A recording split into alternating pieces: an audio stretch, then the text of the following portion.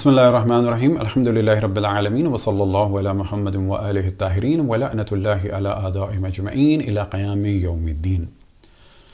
ایک جملہ جو بعض دفعہ منسوب کیا جاتا ہے امام جعفر صادق علیہ السلام سے، اور وہ جملہ ہے کل یوم عاشورا وکل ارض کربلا۔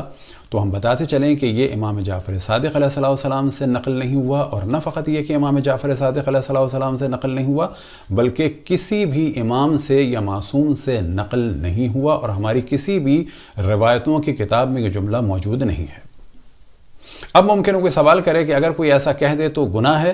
ہاں، اگر کوئی ایسا کہہ دے کل یوم عاشورا کل ارض کربلا اور امام سے منسوب کرے ہماری اس گفتگو کو سننے کے بعد، تو قطعاً گناہ گار ہوگا، اور اگر روزے کے عالم میں کہے گا تو اس کا روزہ بھی باطل ہو جائے گا۔ لیکن اگر کوئی کہتا ہے اس عنوان سے کہ ایک مومن کی کیفیت یہ ہونی چاہیے کہ دین کی خدمت کے لیے اور دین کی بقا کے لیے ہر وقت اور ہر روز تیار رہے، اور اس کی یہ کیفیت ہو کہ میں کربلا میں کھڑا ہوں امام حسین کی نصرت کے لیے، اور آج روز عاشور ہے، تو اس کیفیت کو بیان کرنے کے لیے اگر ایسا کہا جائے تو کوئی حرج نہیں ہے، لیکن اس کو محاورتاً ہی استعمال کیا جائے، اس کو حقیقت پر مبنی قرار نہ دیا جائے، لیکن جو اصل موضوع ہے اس کو امام سے منسوب نہ کیا جائے۔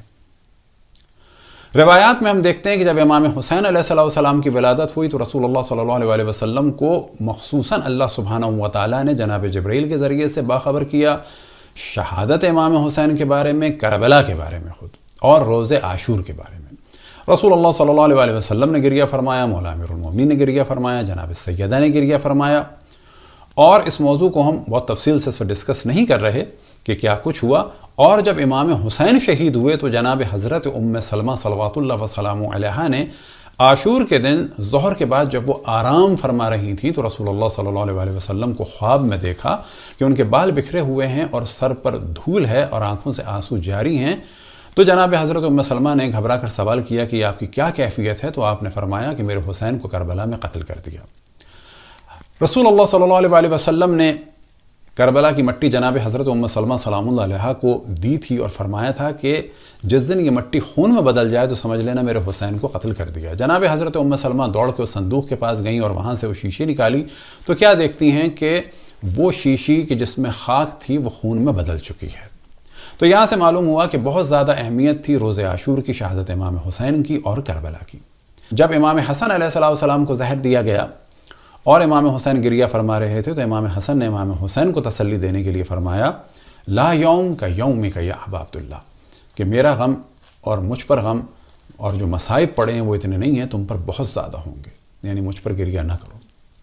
اور فرمایا کہ حسین جیسی مظلومیت کا دن تمہارا ہوگا ایسا دن کسی پر نہیں آیا۔ اور امام زین العابدین علیہ السلام نے بھی روز عاشور کے بارے میں فرمایا لا یوم کا یوم الحسین، کوئی دن بھی حسین کی مظلومیت جیسا دن نہیں ہے۔ اور ساتھ ہی اصحاب امام حسین علیہ السلام کے بارے میں بھی کثرت سے روایت ہیں کہ ایسے اصحاب کسی کو بھی نہیں ملے۔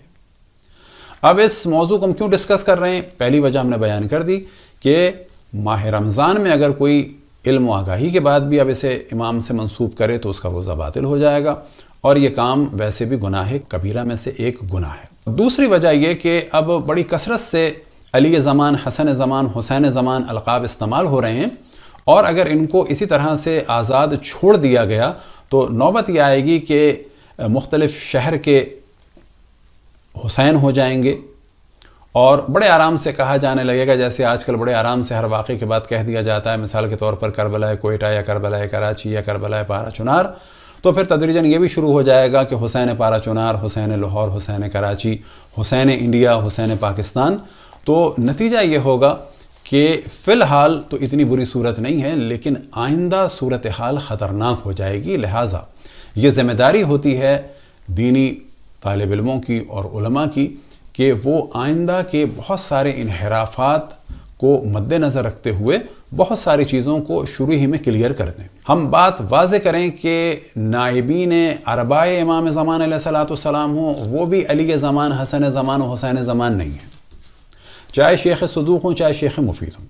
اور اگر آج کل کے زمانے میں آ جائیں اسی صدی میں تو چاہے آیت اللہ العظمی ابو الحسن اصفہانی ہوں، چاہے آغا بروجردی ہوں، چاہے آغا حکیم ہوں، چاہے آغا خوئی ہوں، چاہے آغا خمینی ہوں، چاہے آغا سستانی ہو چاہے آغا خامنہئی ہو، کوئی بھی علی زمان، حسن زمان، حسین زمان نہیں ہے. ان سب کے نعلین ہمارے لیے مبارک ہیں، ہماری سر آنکھوں پہ ہیں.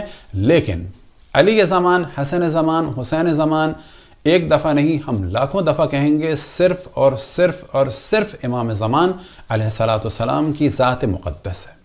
اب یہاں پر ایک سوال پیدا ہوتا ہے کہ یہ موضوع آیا کہاں سے؟ تو جواب یہ ہے کہ ڈاکٹر شریعتی کی ایک کتاب ہے، اس کا نام ہے حسین وارث آدم. اس کے آج کل کی جو نئی پرنٹ ہے اس میں صفحہ نمبر 50 پر انہوں نے اپنی گفتگو کا آغاز، کیونکہ اس سے پہلے مقدمہ تھا، اصل گفتگو یہاں سے شروع ہوئی.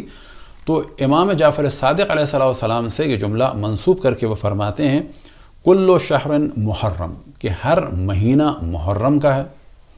وکل یوم عاشورہ وکل ارض کربلا، کہ ہر روز عاشور کا روز ہے اور ہر جگہ جو ہے وہ کربلا ہے.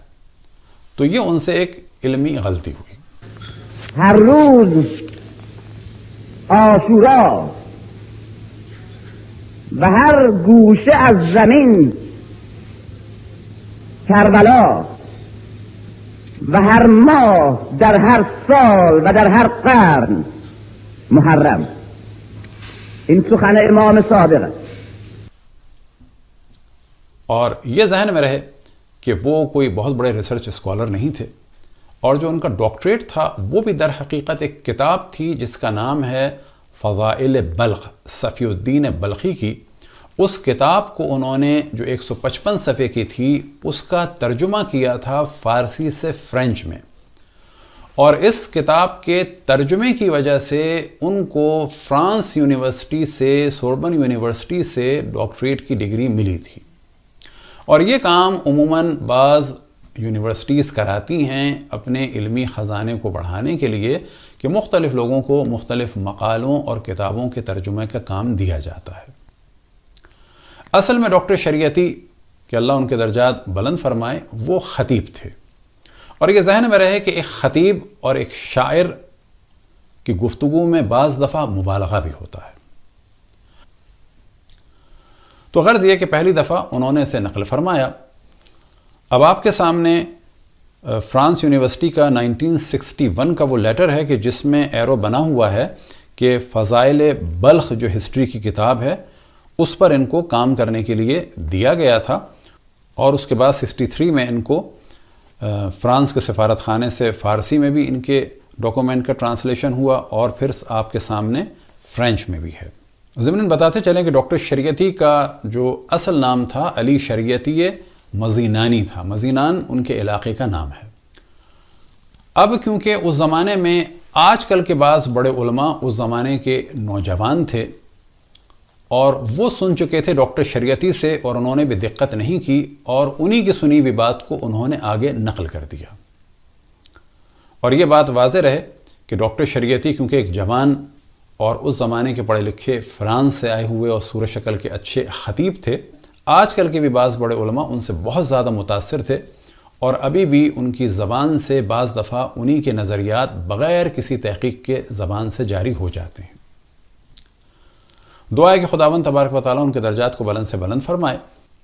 تو اس بات کو ہم نے کلیئر کر دیا کہ ڈاکٹر شریعتی در حقیقت ایک بہترین خطیب تھے کہ جو بہت ہی زیادہ مترادف الفاظ کا استعمال کرتے تھے، اشعار کا استعمال کرتے تھے، اور بہترین گفتگو فرماتے تھے، اس میں کوئی شک نہیں.